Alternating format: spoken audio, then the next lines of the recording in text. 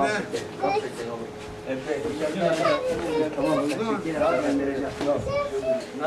met Maulana when I was 15 years old, and it was the look that he gave me that really captivated me, because I had my head lowered, and then next minute 2 hits of the staff, and I looked up and his eyes were like swimming. When I made eye contact with him, it felt like a barcode scanner. I felt like he knew everything about me, and he gave me everything I needed to securely go on in the path that I was pursuing. He delivered this to his mureeds, to his followers, in the perfect way. Everything what you need now for your life at this moment, every human being, what he needs for his life, for this and for the next life, you can find in the advice of Maulana Sheikh Nazim.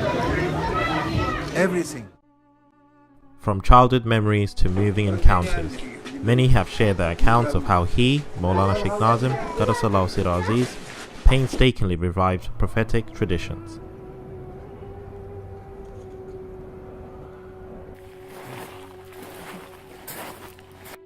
Before you were sitting here, it's like a goldfish in a bowl, you know, when you tried it. Alhamdulillah, we have this good memory, good in our head. We still remember how I was going with him. Once I was traveling with him in this area of north-west Syria, sometimes by jeep, sometimes by donkey, sometimes walking, and it was summertime. It was hot, and going through place so long and no tree, nothing, just field. And there was one, Rahmatullah alayhi, he was named Abdul Qadir. He was from Ottoman soldier. He was Ottoman time, but he was older than my father that time. And we are going, and suddenly I decided to not go. I was 10 or 11 years old. I am tired, I don't want to go. Oh, my son, it's not so far, we can walk a little bit. No, I want the donkey tour. 1 hour they try, after Alhamdulillah, I finished, no tired more. I rest, so we continue. Many things like this happen. He's joking, we are sometimes making me, teasing me, so it is real nice memories with Maulana. I remember him back in the days of Peckham Mosque, bringing in large saucepans of food for everybody to eat after breaking their fast. And I can clearly remember him sitting down along with everybody else, cross-legged, eating food in the sunnah fashion with his fingers, and always looking after everybody, making sure they had enough to eat. But he was also very keen, there was no food left over. He always didn't really like waste. In those days, Maulana was still eating with the brothers, and my dad said that it was his habit when he came down, he'd go straight into the kitchen where the food was being prepared, and he'd go straight to the dustbin, and he'd take the lid off and be looking through the dustbin, seeing what the cook had been up to that day. And he would often take out a tomato that had been thrown away. It's just one that any of us would look at. Oh, it's going rotten, bin. But he'd take it out and say, half of this is rotten, but half of it is good. You should have cut it in half and used this half. And he'd be taking this out and putting it on the side. And he'd take out another one that was even worse, kind of three quarters bad, or going black, but there's a good bit on the corner. He says, right, cut that bit out, put that in the dinner. He said that for every teaspoon of food, 40 angels had been involved in the preparation of that 1 teaspoon of food. And I remember getting repeatedly told about this by my dad, because when as a small child, not wanting to finish your dinner and getting told off for wasting food.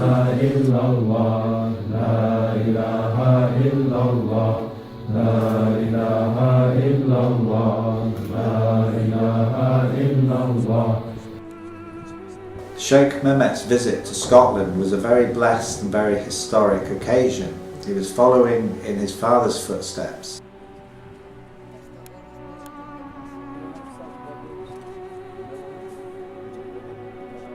And he said some very kind things about the country and the people, and he said there was great spirituality in Scotland. I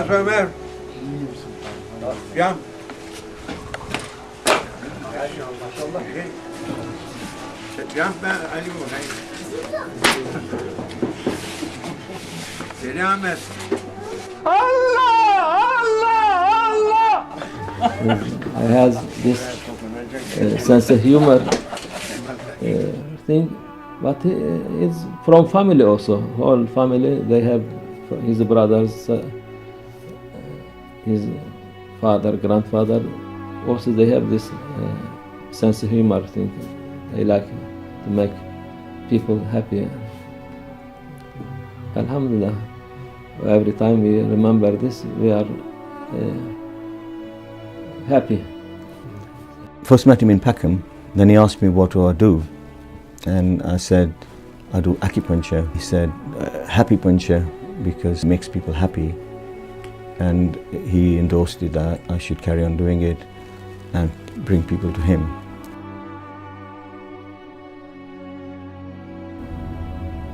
When we used to go to Cyprus, we could go into his house, and the women particularly got the privilege of being able to go in and hang around in his house. And the first time that I really met him, we were all having breakfast with him, and he'd just sit there and share out all the food and laughing and cracking jokes and reading the paper. And I was a vegetarian, and he got his fork and just stuck it on his plate and got this big piece of like meat and handed it to me. And I just took it and I ate it, and I knew it was the best thing, that I was never going to be a vegetarian again. One of the first things that come to mind is the children, seeing the children running up to Sheikh Nazim, and he'd always have a sweet in his pocket that he would give to each child. In Malaysia, at one of the university, so a lot of people, probably 5,000 people by day pay, and Maulana was giving the sotbah. Yeah, the khutbah. The khutbah, sorry, yeah. So he was speaking in Arabic and English. And then at the end, when my dad was asking people, do you understand that? Because not all Malay are very good at English. And this guy saying, yes, his Malay was perfect. And apparently everyone here in their own language. And you're like, how could that be? That's so amazing. It is true to say that the legacy of Maulana's marvels continues to mystify and attract followers and non-followers to this very day. With Maulana, every moment is miracle. Yes. But you have to understand this miracle. But alhamdulillah, as I say, fish doesn't understand inside the ocean, doesn't understand the ocean. It is ocean. Yes. But only one thing, the miracle of Maulana is that he is Mehmet Rashad Memo, known as Memo. He was baby 6-7 months, and he choked. He was started getting blue. Then I was just finished. I start to cry and let him. My mother trying to help him, and he's getting blue. And subhanallah, they just grabbed him and took him to Maulana. Maulana blow in his face, and immediately stopped the behavior of choking, and he slept. I was not happy. I wanted to go to doctor, so we had to take him to doctor. Doctor said nothing. There is nothing in his lungs or anything. After that, Maulana came where we are. It was Sheikh Adnan's house. We came in Tripoli. He came, stand in front of him. He was sleeping. He said, "Now he is my son." Because when a sheikh or awliya show open miracle, this thing is belong to him. So he said he's my son. And when he becomes 18 years old, he will carry me to my grave. Subhanallah. And I will be 90 years old that time. And 90 years old is enough for me to live. Subhanallah, when he's 18 years old, turned after 1 week, Maulana becoming very ill. It was also a miracle for him that his heart, his lungs full of water, and his heart, they say, they have an expression in medical thing, but I don't know what that his heart is turned. The doctor came and said, he was waiting all night and say 1% only can survive this situation. He survived and lived 2 more years.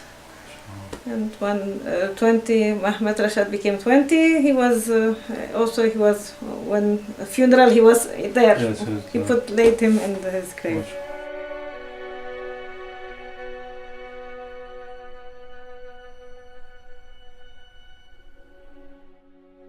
And it's not about religion at all. It's about spirituality, it's about love, it's about community, it's about treating each other with kindness.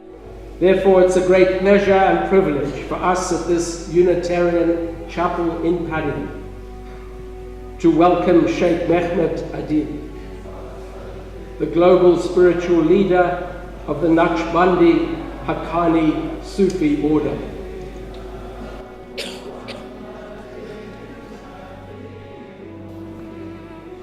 The minister, the Reverend Andrew Rowley, thought it would be a good idea to get Sheikh Nazim to come up to Padiham. So I went with Andrew Rowley to London, and we went to see Sheikh Nazim, and we persuaded him to come to Padiham. So about 3 months later, an entourage, probably 10, 12, 15 cars, arrived from London here, which was quite amazing, really. And we were buried by people, and also lots of Muslims came from different parts of the Northwest.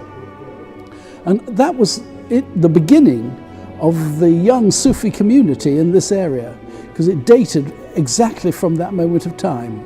So it's lovely, 21 years later, a sort of birthday party. We have Sheikh Mohammed Adil coming here, the son of Sheikh Nazim. Well, I think the importance of the visit today by Sheikh Mehmet, like his father before, 21 years earlier, Sheikh Nazim, to our chapel, our Unitarian chapel here in Padiham, has been that it has brought our two faiths, Islam and the Christian tradition from which we come. It has brought our two faiths together, not just to meet, but also to worship together. And that has been tremendously significant, both 21 years ago and today. It's important for our world, I think, because we live in a divided world with much hostility, suspicion between different faiths and between different peoples. And I think that by coming together for worship, we show what can be achieved, that people of different faiths are not that different. They follow different paths, but we worship the same God. And as we come together to worship that God, the message that our two faiths proclaim, peace, peace on earth, becomes clearer. And hopefully that message will ring out to the world. Amen.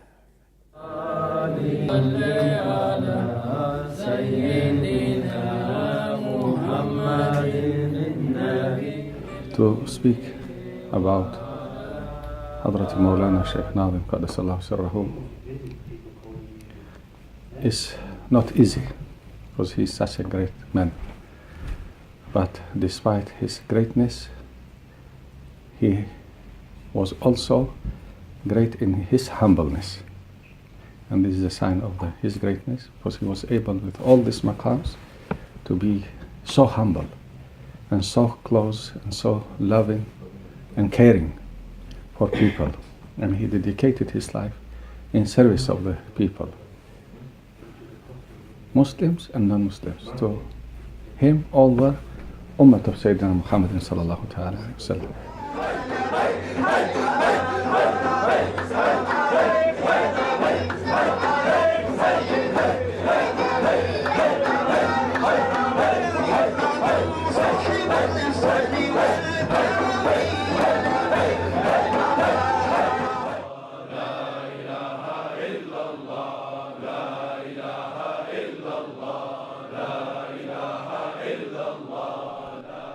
In his teachings and varying spiritual practices, which continue to spread across the globe through his successor, Maulana Sheikh Muhammad Adil, it is evident that Maulana Sheikh Nazim mirrored prophetic qualities with poignant resonance.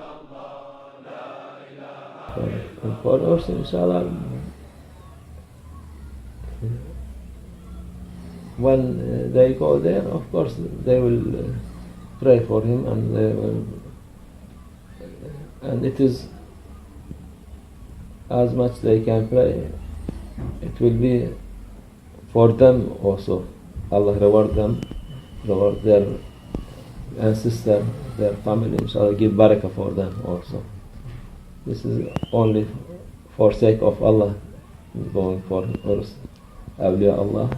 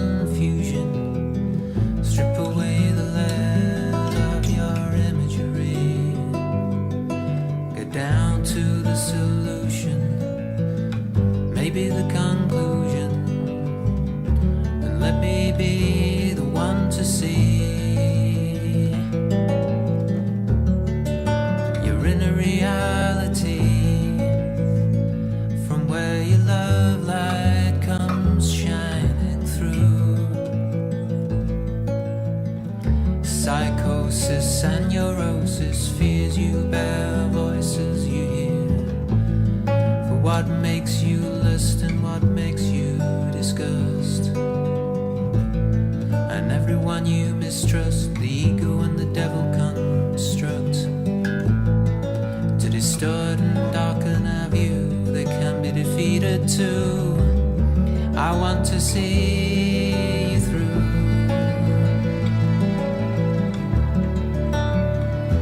Love that is true, so let your love light